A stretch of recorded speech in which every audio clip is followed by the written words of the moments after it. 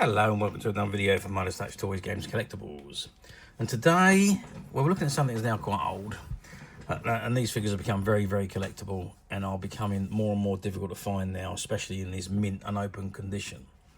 Now, we are looking at the 1999 release by Hasbro from their Star Wars Episode 1, The Phantom Menace series of action figures, and these are the 3 3/4 inch action figures that came with the Comm Tech Chips, and they're all based on characters from the Star Wars Episode 1 The Phantom Menace movie, which, as we all know, was a 1999 American epic space opera film. It was written and directed by George Lucas in his first directional effort since the original Star Wars, which was released in 1977. So the film was produced by Lucasfilms and distributed by 20th Century Fox, and it is the 4th film in the Star Wars film series, but the first film of the prequel trilogy and the first chronological chapter of the Skywalker saga, which is now what the 9 films are classed as together. Now the film stars Liam Neeson as Qui-Gon Jinn, Ewan McGregor as Obi-Wan Kenobi, Natalie Portman as Queen Amidala, or Padme Amidala, Jake Lloyd as the young Anakin Skywalker, Ian McDiarmid, who reprised his role as the Emperor Palpatine from the original trilogy, and as did Anthony Daniels and Kenny Baker as C-3PO and R2-D2 respectively, and also Frank Oz, who was the puppet master for Yoda. Now the movie is set 32 years before the original trilogy, so it's 13 years before the formation of the Galactic Empire, during the era of the Galactic Republic. So the movie follows Jedi Master Qui-Gon Jinn and his apprentice Obi-Wan Kenobi as they try to protect Padme Amidala of Naboo in her mission to resolve an interplanetary trade dispute. They also confront the mysterious return of the Sith, with the Force-sensitive young slave boy Anakin Skywalker joining the efforts. Now, the movie was an absolute blockbuster success. I think we were all crying out for Star Wars movies. We just had the original 3 movies remastered and returned to the big screen, and we were all eager and anticipation waiting for the next chapter, or the prequel chapter of Star Wars. And when it hit the screens, it was an immediate blockbuster success. It ran for about 134 minutes. Now, the budget for this movie was $115 million, which was a huge budget at the time. And at the box office, it took $1.047 billion. So a huge, huge, huge return on the layout for the movie. And it turned George Lucas from a millionaire to a billionaire overnight. There we go. Obviously, Star Wars, the first Episode 1 spawned a torrential amount of merchandise. Action figures, play sets, vehicles, toys, clothing, shoes even, flip-flops, caps, barbecues, all sorts of merchandise were released to tie in with Star Wars. Anything that could get the Star Wars name on it was produced with Star Wars on it to aid in the sales. It was an absolute frenzy time for the merchandising, and obviously Lucasfilm done a remarkably good job in selling so much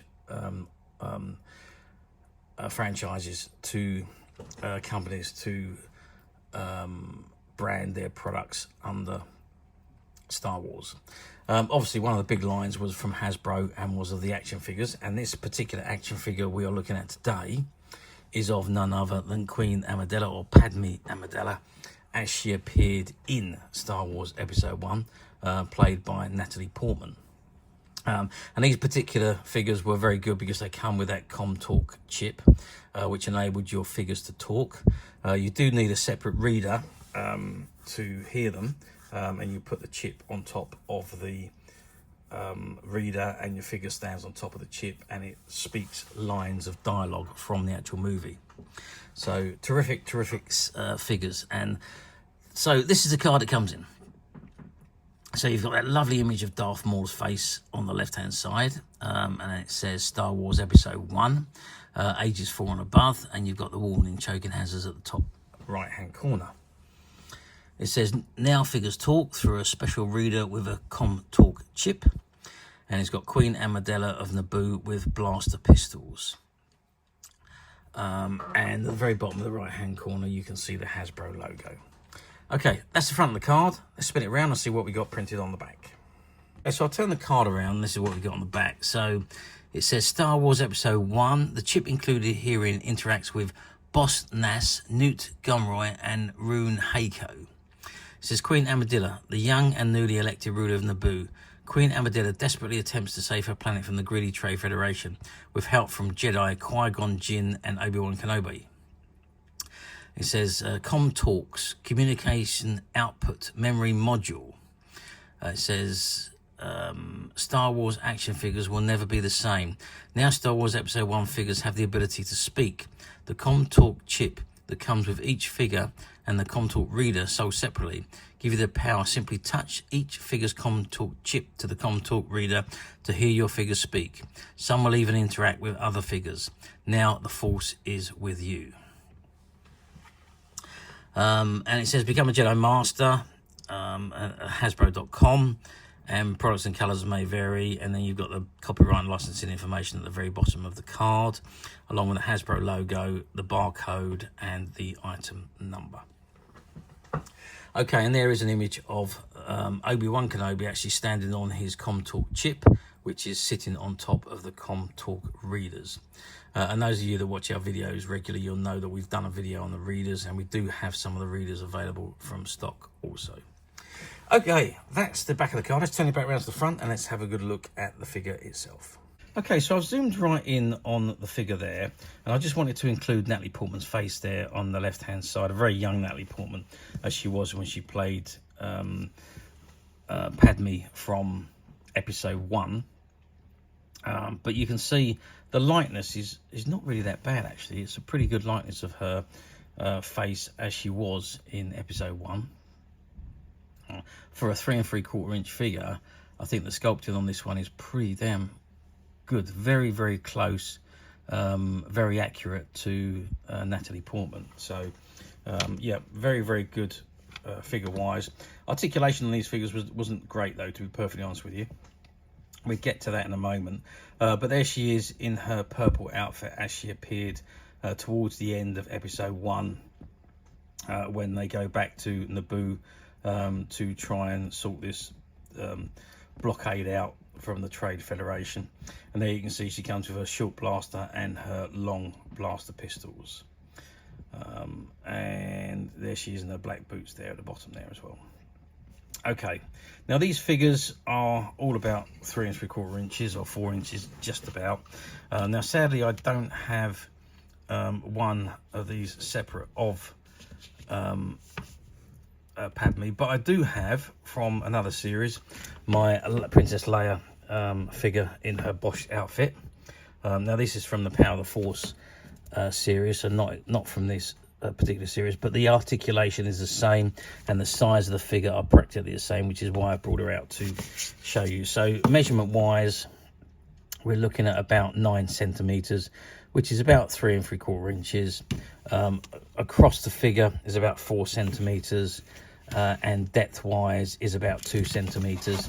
And if you look at Padme, we're pretty much the same. She's a little bit deeper because of her sleeves, but again 9 centimeters, so pretty much the same. Articulation wise, and the reason I've chose Leia is because her articulation is very similar to Padme from this series. So the head does rotate, as you can see. The arms do go up and down, as you can see, and the legs go up and down. But I'm afraid that's the extent of the articulation on these small figures.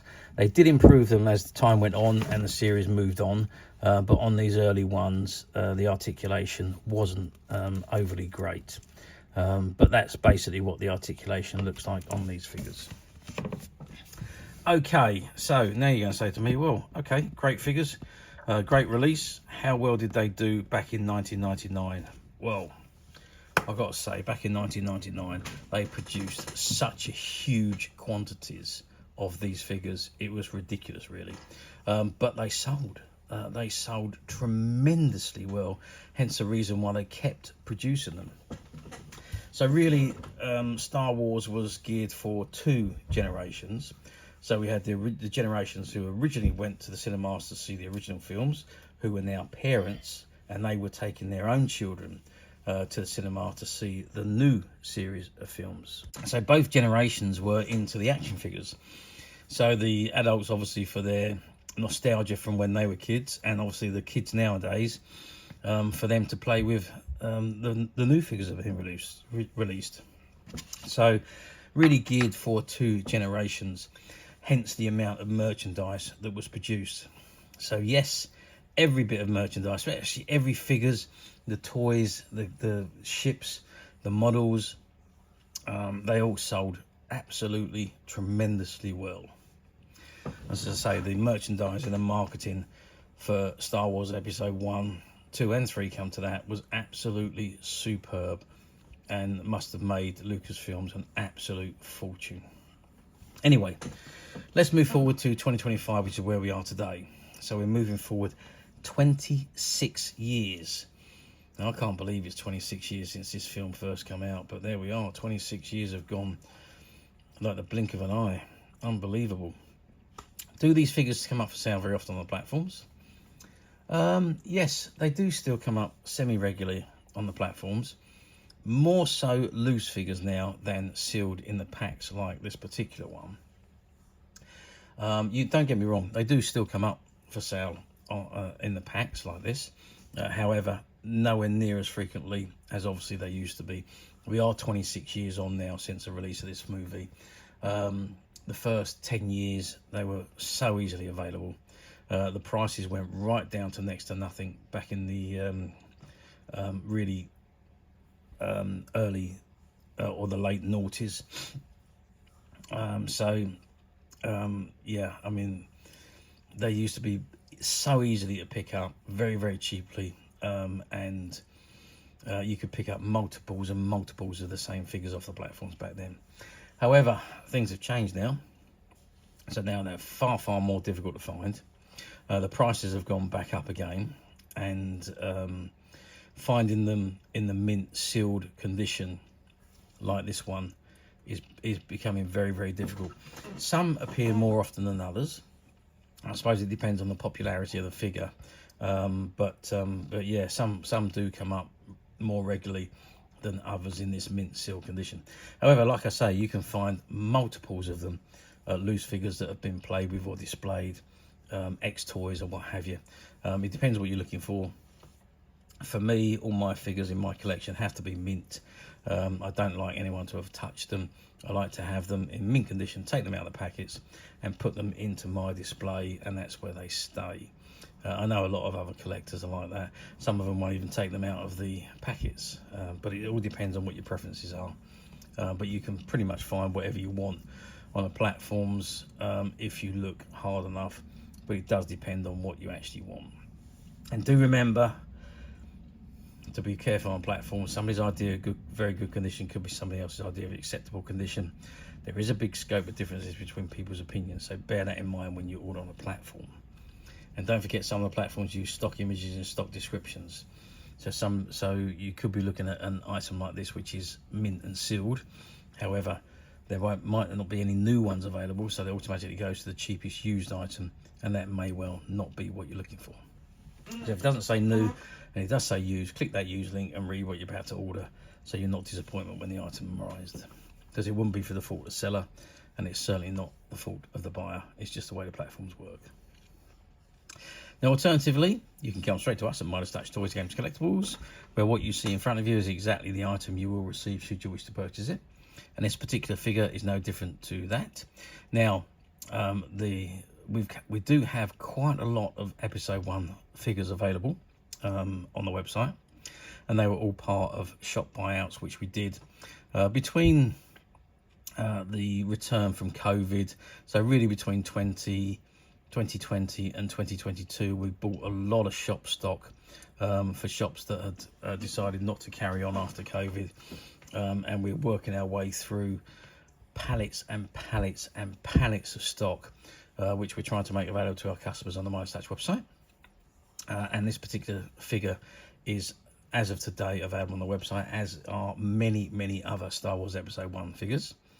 And you get to the website very simply by clicking the link below. It'll take you straight there, where you'll be able to find this and many other vintage Star Wars items. And many other vintage toys, games and collectibles come to that. There's over 10,000 products currently available on the website for you to view and purchase at your leisure.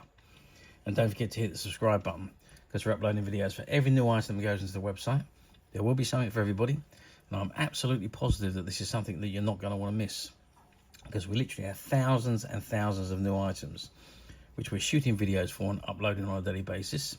So if there is something in particular you're looking for, something old you've never been able to find, something quirky you might want to buy for a friend, or perhaps just something from your childhood that you'd like to own again to help you recuperate those long lost childhood memories, well, stay tuned, keep watching, because you never know the next item we upload could be that item you've been looking for. Okay, that is it for me on this particular item. I do hope you've enjoyed reviewing this wonderful vintage Star Wars Episode 1 Queen Amidala action figure with me. Thank you for watching, and we'll see you again next video. So bye for now.